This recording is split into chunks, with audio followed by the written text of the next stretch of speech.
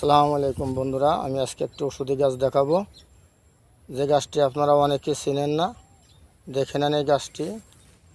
এই যে গাছটি, এটা বলে লজ্জাপতি। এই লজ্জাপতি সব জায়গায় পাওয়া যায়, হলো সাদা লজ্জাপতি, এটাকে বলা হয় সাদা লজ্জাপতি।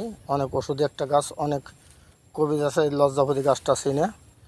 এই লজ্জাপতি গাছের জন্য আজকে অনেক দূর ঘুরতে ঘুরতে আসলাম। এই যে সাদা লজ্জাপতি দেখেন, এই যে সাদা লজ্জাপতি, না দেখলে বুঝবেন। এই যে আমি হাত দিয়ে ধরে দেখাচ্ছি, এটা সাদা লজ্জাপতি। সবাই চিনে নেন সাদা লজ্জাপতি দেখতে কেমন।